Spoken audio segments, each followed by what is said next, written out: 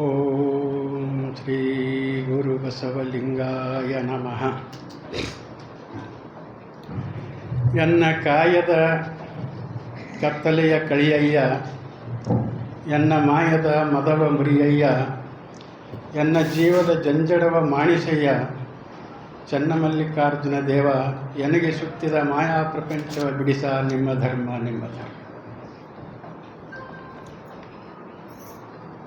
ಜಗದ್ಗುರು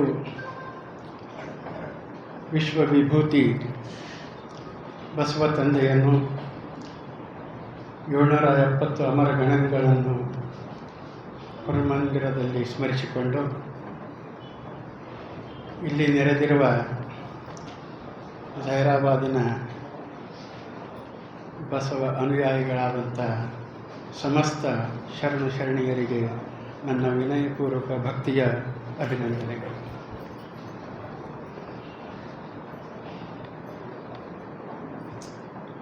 ಇವತ್ತು ನಿನ್ನಿನ ದಿವಸ ನನಗೆ ಶರಣರಾದಂಥ ನಮ್ಮ ಅಶೋಕ್ ಅವರು ನಿನ್ನೆ ಆಹ್ವಾನಿಸಿದ್ರು, ನಾಳೆ ಬರಬೇಕು ಸರ್ ಅಂತಂದು. ಆಯ್ತಂತ ಒಪ್ಕೊಂಡು ಬಂದಿದ್ದಾಯ್ತು. ಇವತ್ತು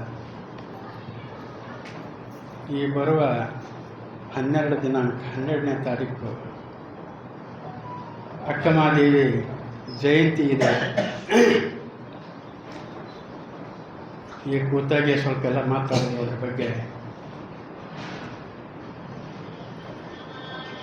ಅದರ ನಿಮಿತ್ತವಾಗಿ ಅಕ್ಕಮಹಾದೇವಿಗೆ ಒಂದು ವಚನನೇ ಇವತ್ತು ಹೇಳಿ ಆ ವಚನ ನಿರ್ವಚನ ಮಾಡೋಣ ಅಂತ ತಿಳ್ಕೊಂಡು ವಿಚಾರ ಮಾಡಿದೆ. ಅಕ್ಕಮಹಾದೇವಿ, ಅವಳ ಮೂಲ ಹೆಸರು ಮಹಾದೇವಿ. ಚಿಕ್ಕಂದಿನಲ್ಲಿಯೇ ಅತ್ಯಂತ ಭಕ್ತಿಗೆ ಪ್ರಭಾವಿತಳಾದವಳು. ತನ್ನ 16ನೇ ವಯಸ್ಸಿನಲ್ಲಿ ಅನುಭವ ಮಂಟಪಕ್ಕೆ ಹೋದದ್ದು. ಅಲ್ಲಿ ಪ್ರಭುದೇವರಿಗೂ ಅಕ್ಕನಿಗೂ ಗಂಭೀರವಾದಂಥ ಚಿಂತನೆ ನಡೀತಾ ಇದೆ.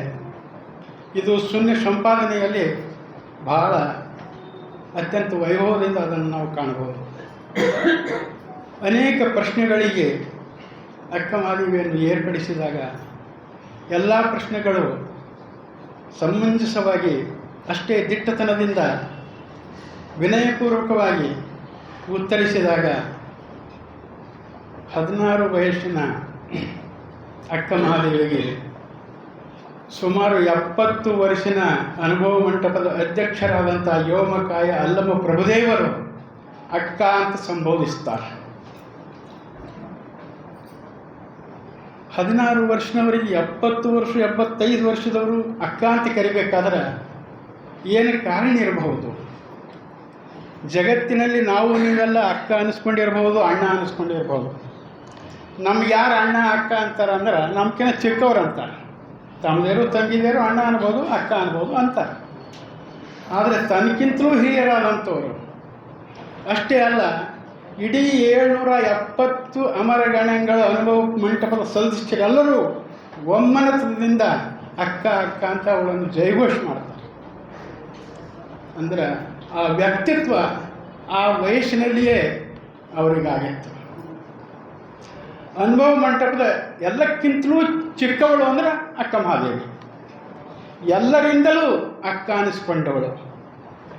ಕೇವಲ ಅನುಭವ ಮಂಟಪದ ಸದಸ್ಯರಿಂದಲ್ಲ, ಇವತ್ತ ಇಡೀ ಜಗತ್ತು ಅವಳನ್ನು ಅಕ್ಕಮಹಾದೇವಿ ಅಂತೇ ಕರೀತಾ ಇದೆ. ಅಕ್ಕ ಅನ್ನೋದು ಅವರಿಗೆ ಬಿರುದಾಂಕಿತವಾಗಿ ಬಂದದ್ದು ಪ್ರಭುದೇವರಿಂದ. ಆ ವ್ಯಕ್ತಿತ್ವದ ಶರಣೆ ಶನಿವಾರ ದಿವಸ ಹುಣ್ಣಿ, ಅವತ್ತಿನ ದಿವಸ ಅವರ ಜನ್ಮದಿನಾಚರಣೆ ಉತ್ಸವ ಇಲ್ಲಿ ಮಾಡ್ತಾರ ಅಂತ ನಮ್ಮ ಪೂಜ್ಯ ಗುರುಗಳು ಮಠಪತಿಯವರು, ಡಾಕ್ಟರ್ ಮಠಪತಿಯವರು ಹೇಳಿದರು. ಬಹಳ ಸಂತೋಷ. ನೀವೆಲ್ಲ ಅದರಲ್ಲಿ ಸಂಪೂರ್ಣವಾಗಿ ಭಾಗವಹಿಸಿ ಆನಂದ ಪಡೀರಿ ಅಂತ ತಮ್ಮಲ್ಲಿ ಕಳಕಳಿ ವಿನಂತಿ ಮಾಡ್ಕೊಳ್ತೀನಿ ಅಂತ ಅಕ್ಕಂದು ಒಂದು ವಚನ.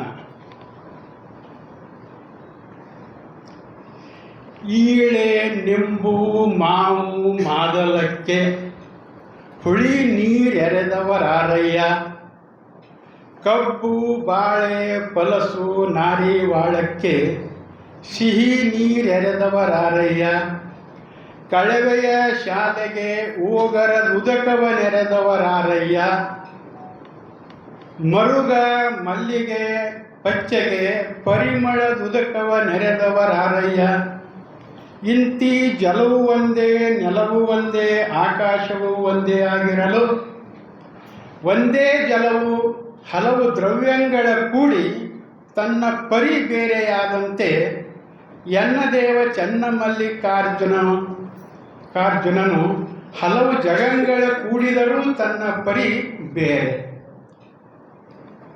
ಈ ರೀತಿಯಾಗಿ ಅಕ್ಕ ಹೇಳಿರ್ತಾಳೆ ತನ್ನ ವಚನದಲ್ಲಿ. ಈಗ ಆ ವಚನದ ಸ್ವಲ್ಪ ಭಾವ ನನಗೆ ತಿಳಿದ ಮಟ್ಟಿಗೆ ವಿವರಿಸಲಿಕ್ಕೆ ಪ್ರಯತ್ನ ಮಾಡ್ತೀನಿ. ಈಳೆ, ನಿಂಬು, ಮಾವು, ಮಾದಲ, ಕಿತ್ತಳೆ, ಮಾವಿನಕಾಯಿ ಮರ,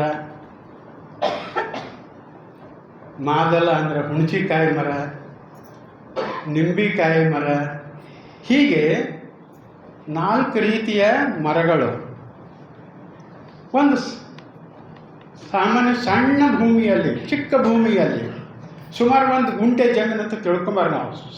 ಅಂದಾಜಕ್ಕಾಗಿ 1 ಗುಂಟೆ ಜಮೀನು, ಅದರೊಳಗೆ ಈ ಗಿಡಗಳು ಹಚ್ಚಾರಂತೆ.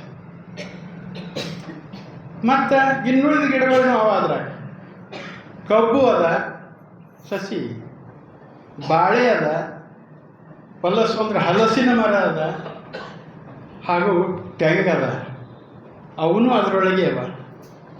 ಒಂದು ಸ್ವಲ್ಪ ಗದ್ದಿನೂ ಅದ ಅಂತ ಅದ್ರೊಳಗೆ, ಕಳವೆ ಶಾಲೆಗೆ ಗದ್ದಿ. ಮತ್ತೇನದ, ಮರಗು ಹಚ್ಚಾರ. ಮರಗಂದ್ರೆ ಗೊತ್ತಾಗ್ತದಲ್ಲ, ನೀವು ಇದಕ್ಕೆ ಹಾಕ್ತಿರಲ್ಲ, ಸುವಾಸನೆ ಇರ್ತದೆ. ಮರಗು ಪಲ್ಯ ಖಾರ ಅದು ಬಿಡ್ತಾರೆ, ಕೊತ್ತಂಬರಿ ಅಲ್ಲ ಮರಗಂತ ಇರ್ತದೆ. ಅದು ಒಂದು ಸಸಿ ಭಾಳ ಸುವಾಸನೆ ಇರ್ತದೆ. ಅದ್ರ ಒಂದು ಸ್ಪೆಷಲ್ ಇದು ಇರ್ತದೆ ವಾಸನೆ. ಕಸ್ತೂರಿನೂ ಅಲ್ಲ ಸರ್, ಅದೊಂದು ಸ್ವಲ್ಪ ಬೇರೆನಿಲ್ಲ. ಭಾಳ ನಾವೆಲ್ಲ ಬಳಸ್ತೀವಿ, ಆದರೆ ಇದೆ ಅಂತ ನಿಮ್ಮ ತೆಲುಗುನಾಗ ಏನಂತ ನನಗೆ ಗೊತ್ತಿಲ್ಲ. ಮರಗು ಅಂತ ಕನ್ನಡದಲ್ಲಿ ಅಂತಾರೆ. ಮರಗು, ಮಲ್ಲಿಗೆ, ಪಚ್ಚೆ, ಕ್ಯಾತ್ಗಿ, ಇವೆಲ್ಲ ಒಂದೇ ಕಡೆ ಒಂದೇ ಗುಂಟೆ ಜಮೀನಿನಲ್ಲಿ ಇವೆಷ್ಟೆಲ್ಲ ಹಚ್ಚಾರ. ಅಂದ್ರೆ ಆ ಹುಳಿಯಾದ ಗಿಡಗಳಿಗೆ ಹುಳಿಯಾದ ಫಲಗಳೇನು ಬರ್ತಾವ, ಈಳೆ, ನಿಂಬು, ಮಾವು, ಮಾದಲ ಅಂತ ಹೇಳ್ಯಾರಲ್ಲ, ಅವುಗಳಿಗೆ ಹುಳಿ ನೀರು ಯಾರು ಹಾಕ್ಯಾರ? ಯಾಕೆ ಅದ್ರ ಫಲ ಹುಳಿ ಆಗಿರ್ತದಲ್ಲ, ಅದಕ್ಕೆ ಹುಳಿ ನೀರು ಆ ಎಲ್ಲ ಗಿಡಗಳಿಗೆ ಯಾರು ಹಾಕಿದ್ರು? ಯಾಕೆ ಹಿಂಗಂತಾರೆ? ಅದ್ರ ಬದಿಯಲ್ಲಿಯೇ, ಅದ್ರ ಬಾಜುನೇ ಕಬ್ಬದ, ಬಾಳೆ ಅದ, ಹಲಸದ, ತೆಂಗದ, ಇವಕ್ಕೆ ಸಿಹಿ ನೀರು ಯಾರು ಹಾಕಿದ್ರು? ಅದ್ರ ಬದಿಯಲ್ಲಿಯೇ ಗದ್ದೆ ಅದ, ಅದಕ್ಕೆ ಓಗರದ ಉದಕ ಪಿಷ್ಟ, ನಾವು ಧಾನ್ಯ ಊಟ ಮಾಡ್ತೇವಲ್ಲ, ರೈಸ್, ಅದಕ್ಕೆ ಓಗರದ ಉದಕ ಪಿಷ್ಟದ ನೀರು ಯಾರು ಹಾಕಿದ್ರು? ಇನ್ನು ಮರುಗ, ಮಲ್ಲಿಗೆ, ಪಚ್ಚೆ, ಇವುಗಳು ಪರಿಮಳಯುಕ್ತ ಸುವಾಸನೆ ಉಳ್ಳವು. ಅವುಗಳಿಗೆ ಈ ಪರಿಮಳದ ಉದಕ ನೀರು ಯಾರು ಹಾಕಿದರು? ಈ ರೀತಿ ಅವರು ಕೇಳ್ತಾ ಇದ್ದಾರೆ. ಒಂದೇ ಭೂಮಿಯಲ್ಲಿ ಇಷ್ಟೆಲ್ಲ ವಿವಿಧ ರೀತಿಯ ಸಸ್ಯಗಳು, ಮರಗಳು ನಾವು ಬೆಳೆಸಿದರೂ ಕೂಡ ಅವುಗಳ ಫಲಗಳಲ್ಲಿ ವ್ಯತ್ಯಾಸ ಎಷ್ಟದ? ಒಂದು ಹುಳಿ ಅದ, ಒಂದು ಸಿಹಿ ಅದ, ಒಂದು ಪಿಷ್ಟಯುಕ್ತದ, ಒಂದೇನಂದ್ರೆ ಅತ್ಯಂತ ಪರಿಮಳಯುಕ್ತದ. ಈ ರೀತಿ ಬದಲಾವಣೆ ಯಾಕಾಯಿತು? ಅವೆಲ್ಲವಕ್ಕೂ ಕೂಡ ಒಂದೇ ಭೂಮಿ ಇದೆ, ಒಂದೇ ನೀರಿದೆ, ಒಂದೇ ಗಾಳಿ ಇದೆ, ಒಂದೇ ಆಕಾಶ ಇದೆ. ಆದರೂ ಕೂಡ ಈ ವ್ಯತ್ಯಾಸ ಅವುಗಳಲ್ಲಿ ಯಾವ ರೀತಿಯಿಂದ ಬಂತು? ಒಂದು ಪ್ರಶ್ನೆ ಅವತ್ತು. ಅದೇ ರೀತಿಯಾಗಿ ಎನ್ನದೇವ ಚನ್ನಮಲ್ಲಿಕಾರ್ಜುನನು ಹಲವು ಜಗಂಗಳ ಕೂಡಿದರು ತನ್ನ ಪರಿಯೇ ಬೇರೆ. ಹಲವು ಜಗಂಗಳು ಕೂಡಿದರು, ಎಲ್ಲ ಕಡೆ ಇದ್ದಾನೆ ಅಂತ ನೀವು ಹೇಳಿದ್ರಲ್ಲ, ಸರ್ವವ್ಯಾಪಿಯಾಗಿರುವನು, ಎಲ್ಲರ ಹೃದಯದಲ್ಲಿದ್ದಾನೆ, ಪ್ರತಿಯೊಂದು ಜೀವಿಯಲ್ಲಿ ಇದ್ದಾನೆ, ಪ್ರತಿಯೊಂದು ಸಸ್ಯದಲ್ಲಿ ಇದ್ದಾನೆ, ಕ್ರಿಮಿ ಕೀಟಗಳಲ್ಲಿ ಇದ್ದಾನೆ, ಎಲ್ಲ ಕಡೆ ಇದ್ದಾನೆ. ಆದರೆ ಅವನ ಪರಿ ಬೇರೆಯೇ ಇದೆ. ಎಲ್ಲರೊಳಗೆ ಅವನೇ ಇದ್ದಾಗ ಎಲ್ಲರೂ ಹಾಗೆ ಇರಬೇಕಲ್ಲ, ಎಲ್ಲಿರ್ತೀವಿ? ಮತ್ತು ಎಲ್ಲರೂ ಸೇವಿಸೋದು ಅದೇ ಊಟ, ಎಲ್ಲರೂ ತಗೊಂಬೋದು ಅದೇ ಗಾಳಿ, ಎಲ್ಲರೂ ಅನುಭವಿಸೋದು ಅದೇ ಪ್ರಕಾಶ. ಇಷ್ಟಿದ್ದಾಗ ಕೂಡ ಈ ವಿವಿಧತೆ ಯಾಕೆ? ಆ ಭಗವಂತನ ರೀತಿಯೂ ಕೂಡ ವಿವಿಧತೆಯಲ್ಲೇ ಕೂಡಿದೆ ಅಂತ ಹೇಳ್ತಾರೆ. ಸಾಮಾನ್ಯವಾಗಿ ನಾವೀಗ ಇಷ್ಟು ಜನ ಕೂತಿದ್ದೆವು, ಒಬ್ಬರಂತೆ ಒಬ್ಬರಿಲ್ಲ, ಒಬ್ಬರು ಧ್ವನಿಯಂತೆ ಒಬ್ಬರು ಧ್ವನಿ ಇಲ್ಲ, ಒಬ್ಬರು ಗುಣದಂತೆ ಒಬ್ಬರು ಗುಣ ಇಲ್ಲ. ಇವಿಷ್ಟೇ ಜನ ಯಾಕೆ ಇಡೀ ಜರಾವದ್ದ ಹುಡುಕ್ರಿ ಒಬ್ಬರಪ್ಪಲೆ ಒಬ್ಬರಿಲ್ಲ, ಇಡೀ ತೆಲಂಗಾಣದ ಹುಡುಕ್ರಿ ಒಬ್ಬರಪ್ಪಲೆ ಒಬ್ಬರಿಲ್ಲ, ಇಡೀ ಭಾರತದಲ್ಲಿ ಹುಡುಕ್ರಿ ಒಬ್ಬರಪ್ಪಲೆ ಒಬ್ಬರಿಲ್ಲ, ಇಡೀ ಜಗತ್ತಿನ ಸುಮಾರು 800 ಕೋಟಿ ಜನರಲ್ಲಿ ಹುಡುಕ್ರಿ ಒಬ್ಬರಪ್ಪಲೆ ಒಬ್ಬರಿಲ್ಲ. ಇರುವುದೆಲ್ಲ ಒಂದೇ ಕಡೆ, ಸಾಮಾನ್ಯವಾಗಿ ಸೇವಿಸುವುದೆಲ್ಲ ಅದನ್ನು ಒಂದೇ ರೀತಿಯದು. ಈ ವಿವಿಧತೆ ಯಾಕೆ, ಎದರಿಂದ ಬಂತು? ಬಹಳ ಗಂಭೀರವಾದಂಥ ಆಲೋಚನೆಯುಕ್ತ ವಚನ ಇದಾಗಿದೆ. ಕೇವಲ ಇಷ್ಟು ಪರಿಪೂರ್ಣವಾದಂಥ ಒಂದು ವ್ಯಕ್ತಿಯ ಬಗ್ಗೆ ನಾವು ಮಾತಾಡೋ ಬದಲಿಗೆ ಒಂದು ಸೂಕ್ಷ್ಮವಾದಂಥ ಒಂದು ವಿಚಾರ ತುಕುಮಾರಿದ್ರಾಗ ನಮ್ಮ ಹೆಬ್ಬೆರಳು, ಇಷ್ಟು ಹೆಬ್ಬೆರಳು, ಇವತ್ತೆಲ್ಲ ನೀವು ಏನಾರು ಆಹಾರ ಅದು ಪಡಿಬೇಕಾದ್ರೆ ಸೊಸೈಟಿ ಒಳಗೆ ಥಂಬ್ ಪ್ರೆಸ್ ಮಾಡ್ತಾರಲ್ಲ, ಈ ಥಂಬ್ ತಗೊಂಡ್ರೆ 800 ಕೋಟಿ ಜನರ ಥಂಬು ಬೇರೆ ಬೇರೆನೇ ಅದು. ಇದು ಇಷ್ಟರದಾಗೆ ಎಷ್ಟು ವ್ಯತ್ಯಾಸ ಅದ, ಎಷ್ಟು ಸೂಕ್ಷ್ಮತೆ ಅಡಿಗೆದ ಇದ್ರಾಗ. ಭಾಳ ಗಂಭೀರವಾದಂಥ ಆಲೋಚನೆ ಅದು. ಇಡೀ ಶರೀರ ಅಂದ್ರೆ ಒಂದು ಮಾತು, ಇಷ್ಟರೊಳಗೆ ಅಷ್ಟು ವ್ಯತ್ಯಾಸ. ಇವತ್ತು ನಮ್ಮ ವಿಜ್ಞಾನಿಗಳು ಸಾಮಾನ್ಯವಾಗಿ ಅನೇಕ ರೀತಿ ಯಂತ್ರಗಳನ್ನು ಕಂಡುಹಿಡಿದಿದ್ದಾರೆ. ಆ ಯಂತ್ರಗಳ ಮೂಲಕ ಇದನ್ನೇನಪ್ಪ ಅಂದ್ರೆ ಗುರುತಿಸ್ತಾರೆ, ಇದು ಇವ್ರದ್ದು ಅದನ್ನ ಇಲ್ಲ ಅಂದ್ರೆ 800 ಜನರು ಥಂಬ್ ಹೊಡೆದ್ರೆ ಅದ್ರಾಗ ನನ್ನದು ಯಾವುದು ಅಂತ ಗುರುತಿಸಬಲ್ಲ ಅಂತ ಇಷ್ಟರೊಳಗೆ ಆ ವಿವಿಧತೆ ಅದ. ಅಂದ್ರೆ ಈ ವಿವಿಧತೆಯ ಕಾರಣ ಏನು? ಅದಕ್ಕೆ ಅವನ ಪರಿ ಬೇರೆ. ಯಾವ ಪರಿ ಅದ ಇದು ಅಂದ್ರೆ, ಒಂದು ಬೀಜ ಅಂತ ಒಂದು ಬೀಜ ಇರ್ತದೆ. ಬೀಜ ಪ್ರತಿಯೊಂದಕ್ಕೂ ಬೀಜ ಬೇಕೇ ಇಲ್ಲ, ಯಾವುದೇ ಸಸ್ಯ ಇರಲಿ, ಮರ ಇರಲಿ, ಏನೇ ಇರಲಿ, ನಮಗೂ ಕೂಡ ಒಂದು ಬೀಜದ ಅವಶ್ಯಕತೆ ಇದೆ. ಫಲೆಗಂಡಲ್ಲದೆ ಪಿಂಡದ ನೆಲಗಾಶ್ರಯವಿಲ್ಲ, ಜಲಬಿಂದುವಿನ ವ್ಯವಹಾರವಲ್ಲದೆ ಕರ್ಣದಲ್ಲಿ ಜನಿಸಿದವರುಂಟೆ ಈ ಕೂಡಲ ಸಂಗಮ ದೇವ ಅಂತ ಒಂದು ಕಡೆ ಹೇಳ್ತಾರಲ್ಲ. ಎಲ್ಲ ರೀತಿ ಒಂದೇ ಹುಟ್ಟಿದವರು ಎಲ್ಲರೂ. ಜಲಬಿಂದುವಿನ ವ್ಯವಹಾರ ಒಂದೇ ಇದ್ದರೂ ಕೂಡ ಇಷ್ಟು ಬದಲಾವಣೆ. ಆ ಬೀಜ ನಾವು ಮಾಡಿದ ಕರ್ಮದ ಸಂಚಯದ ಫಲ ಆ ಬೀಜ ಆಗಿರ್ತದೆ. ನಾವು ಮಾಡಿದ ಕರ್ಮದ ಸಂಚಯದ ಫಲ. ನೀರು ಹೆಂಗೆ ಭೂಮಿ ಒಳಗೆ ಬಂದ್ರೆ ನೀರಿಗೆ ರುಚಿನೂ ಇಲ್ಲ, ಉಪ್ಪನೂ ಇಲ್ಲ, ಮತ್ತೊಂದಿಲ್ಲ, ಇನ್ನೊಂದಿಲ್ಲ, ಅದಕ್ಕೆ ಯಾವುದೇ ಥರದ ರುಚಿ ಇಲ್ಲ. ಆದರೆ ಯಾವ ದ್ರವ್ಯಗಳಿಂದ ಹಾಯ್ದು ಬರ್ತದೋ ಆ ದ್ರವ್ಯದ ಒಂದು ಸ್ವಲ್ಪ ಗುಣ ಅದಕ್ಕೆ ಬರ್ತದೆ. ಅದೇ ರೀತಿ ಗಾಳಿಗೂ ಕೂಡ ಯಾವುದೇ ರೀತಿ ರುಚಿ ಇಲ್ಲ, ಆಕಾರ ಇಲ್ಲ, ರೂಪ ಇಲ್ಲ, ಏನಿಲ್ಲ, ವಾಸನೆ ಇಲ್ಲ. ಆದರೆ ಅದು ಯಾವುದರ ಮೂಲಕ ಹಾಯ್ದು ಬರ್ತದೋ ಆ ವಾಸನೆಯನ್ನು ತೊಗೊಂಡು ಬಂದಾಗ ಅದು ಈ ಗಾಳಿ ಈ ರೀತಿ ವಾಸನೆ ಇಲ್ಲ ಅಂತ ಹೇಳ್ತೇವೆ ಅಷ್ಟೇ. ಅದಕ್ಕೆ ಪ್ರತ್ಯೇಕವಾದಂಥ ವಾಸನೆ ಇಲ್ಲ. ಅದರಂತೆ ಈ ಬೀಜ ಅದರಲ್ಲಿ ನಮ್ಮ ಸಂಚಿತ ಕರ್ಮದ ಫಲ ಅಡಿಗೆದ ಅಂತ ಹೇಳ್ತಾರೆ.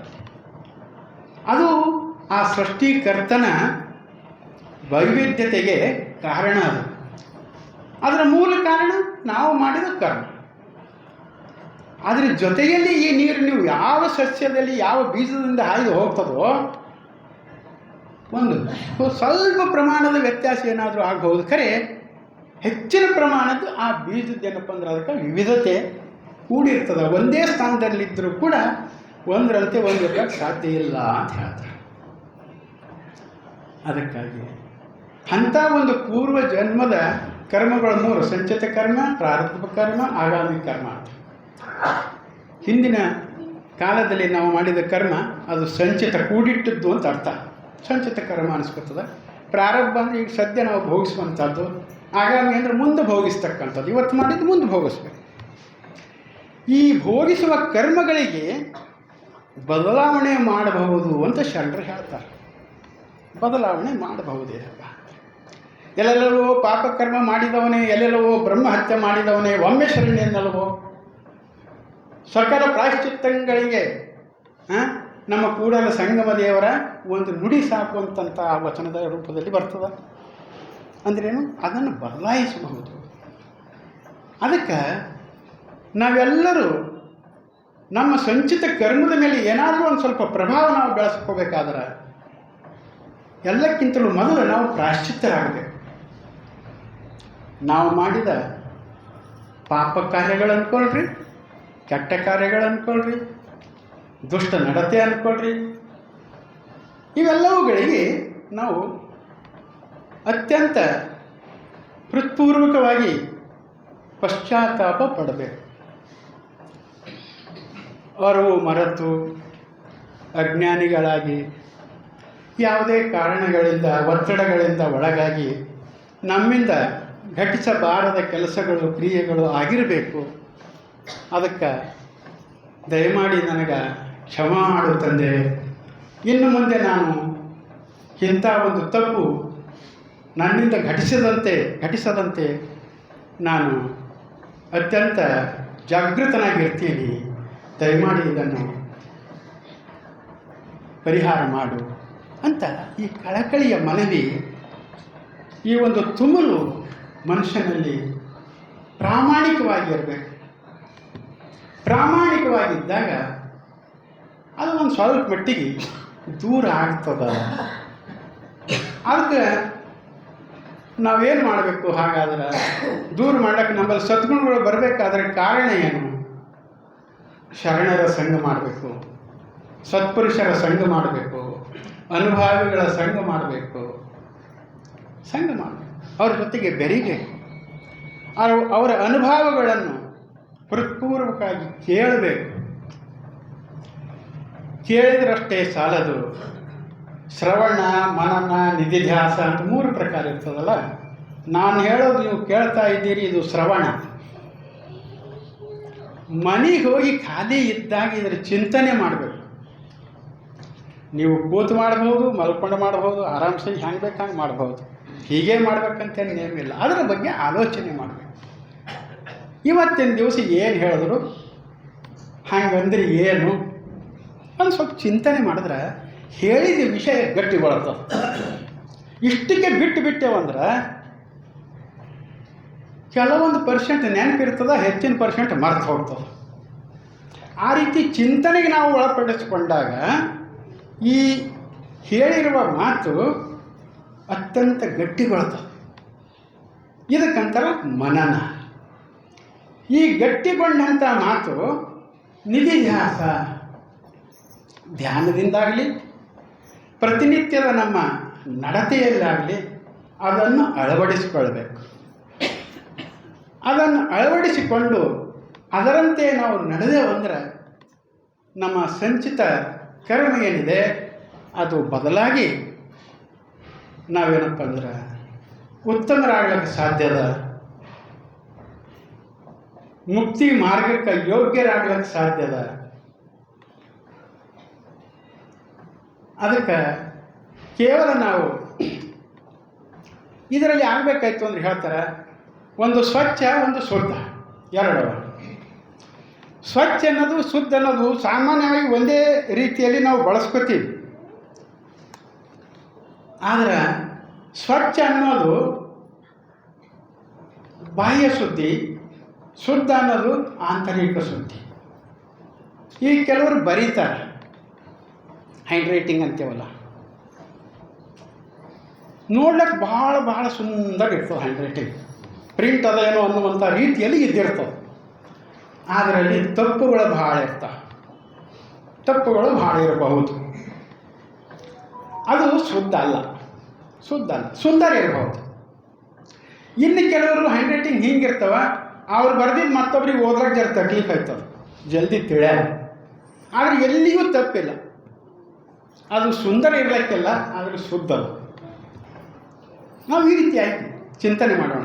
ಈಗ ಬಸವಣ್ಣ ನೋಡಿದ್ರೆ ಒಂದು ವಚನ ಬರ್ತದೆ, ಕಳಬೇಡ ಕೊಲ್ಲಬೇಡ, ನಿಮ್ಮೆಲ್ಲರಿಗೂ ಬರುವ ವಚನ. ಅದರಲ್ಲಿ ಸಪ್ತ ಸೂತ್ರಗಳು ಅಡಿಗವ, 7 ಸೂತ್ರಗಳವ. ಆ 7 ಸೂತ್ರಗಳು ನಾವು ಪಾಲನೆ ಮಾಡಿದಾಗ ಆಂತರಿಕ ಶುದ್ಧಿ ಆಗ್ತದೆ. ಬಾಹ್ಯ ಶುದ್ಧಿ ಏನು? ಈಗ ನೀವೆಲ್ಲ ಸ್ನಾನ ಮಾಡಿಕೊಂಡು ಸ್ವಚ್ಛವಾಗಿ ವಿಭೂತಿ ಧರಿಸ್ಕೊಂಡು ಹೊಸವಿರಲಿ ಒಗದೇವಿರಲಿ ಶುದ್ಧ ಬಟ್ಟೆಗಳು, ಸ್ವಚ್ಛ ಬಟ್ಟೆಗಳು ಹಾಕ್ಕೊಂಡು ಬಂದೀವಲ್ಲ, ನೋಡ್ಲಿಕ್ಕೆ ಭಾಳ ಉತ್ತಮವಾಗಿ ಕಾಣ್ತಾ ಇದ್ದೇವೆ, ಸುಂದರವಾಗಿ ಕಾಣ್ತಾ ಇದ್ದೀವಿ, ಚಲೋ ಕಾಣ್ತಾ ಇದ್ದೀವಿ.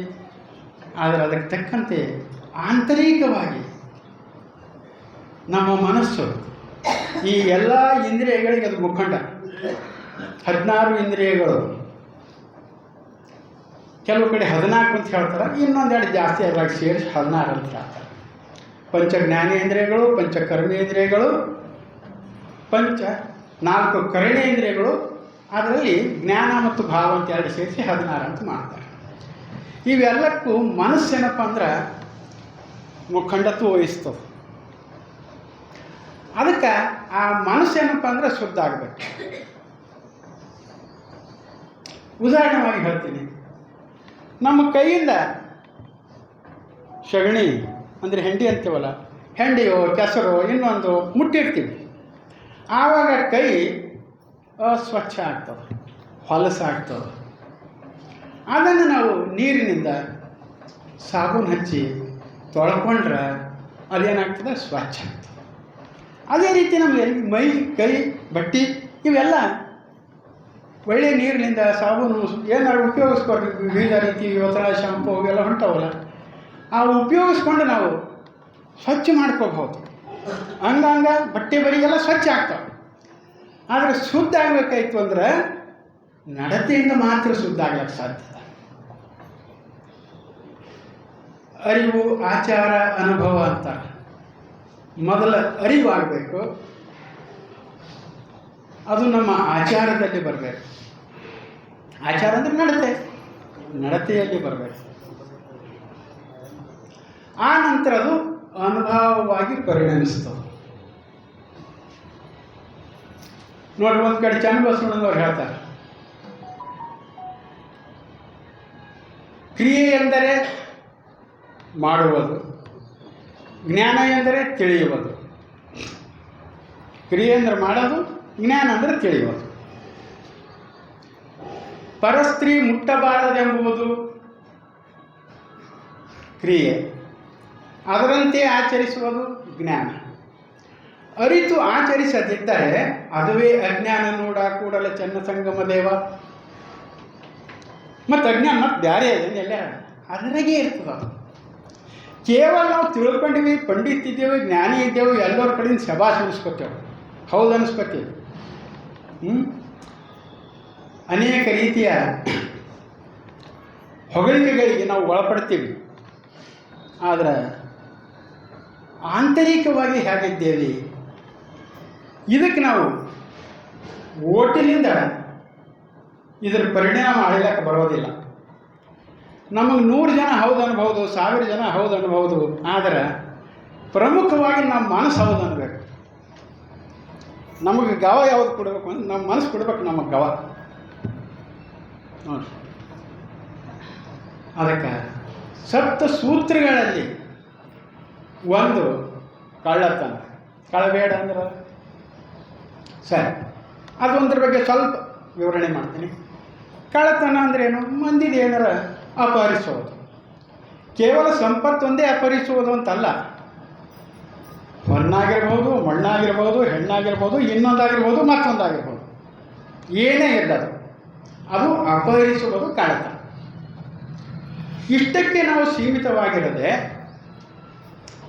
ಆ ಕಳ್ಳತನ ನಾವು ಕೈಯಿಂದ ಮಾಡ್ತೇವೆ ಅಂತ ಒಂದೇ ಕಲ್ಪನೆ ಮಾಡ್ಕೊಳ್ತೀವಿ.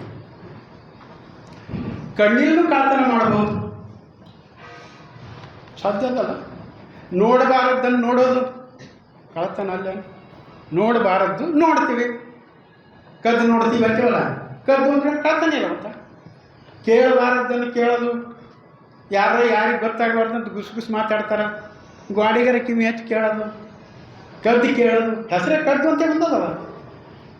ಈ ರೀತಿ 16 ಇಂದ್ರಿಯಗಳ ಮೂಲಕ ಕಳ್ಳತನ ನಡೀತಾ ಇರ್ತವೆ.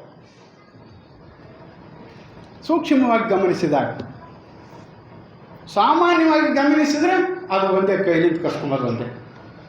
ಸೂಕ್ಷ್ಮವಾಗಿ ಗಮನಿಸಿದಾಗ ಇವೆಲ್ಲವೂ ಬರ್ತವೆ. ಸ್ಪರ್ಶ ಮಾಡಿ ಕಳ್ಳತನ ಮಾಡಬಹುದು. ಹೀಗೆ ಒಂದೊಂದು ವಿವರಣೆ ಮಾಡ್ಕೊತ ಹೋದರೆ ಲೆಂದಿ ಆಗ್ತದೆ. ಅದಕ್ಕೆ ಒಂದು ಕಳ್ಳತನದ ಮಾತು ನಾನು ಹೇಳ್ತಾ ಇದ್ದೇನೆ. ಈ ರೀತಿ 16 ಇಂದ್ರಿಯಗಳ ಮೂಲಕ ನಾವು ಕಳ್ಳತನ ಮಾಡದೆ ಜಯಶಾಲಿ ಯಾದೇವು ಅಂದ್ರೆ ಅವನು ಕಳ್ಳತನದಲ್ಲಿ ಪರಿಪೂರ್ಣ ವ್ಯಕ್ತಿ, ಅದು ಇಲ್ಲದವ ಅಂತ ಅರ್ಥ. ಅವನಿಗೆ ಸರ್ಟಿಫಿಕೇಟ್ ಕೊಡಬಹುದು. ನಮ್ಮ ಎದೆ ಮೇಲೆ ನಾವು ಕೈ ಇಟ್ಕೊಂಡು ಪ್ರತಿಯೊಬ್ಬರು ವಿಚಾರ ಮಾಡ್ಕೊಂಬರಿ, ನಾ ಕಳ್ಳಿದ್ದೇನಾ ಇಲ್ಲ.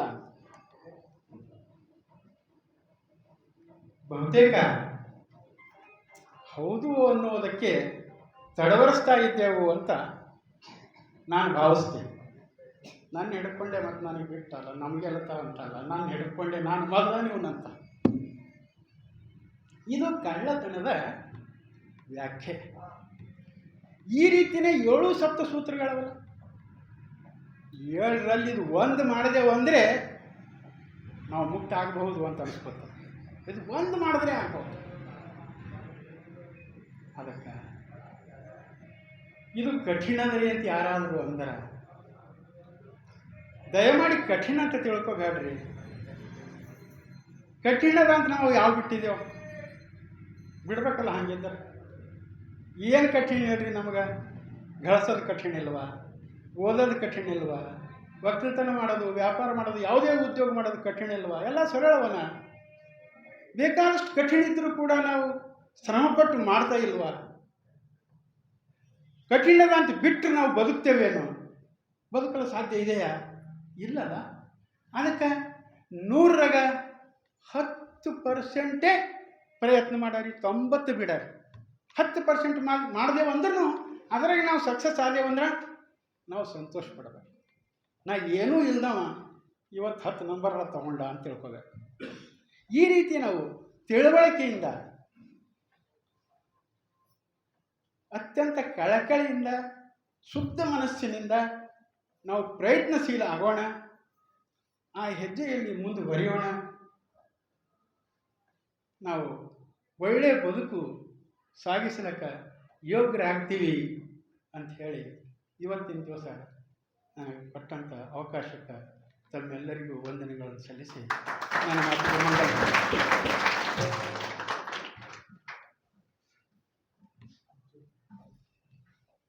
ఓం శ్రీ గురు బసలింగాయ నమః.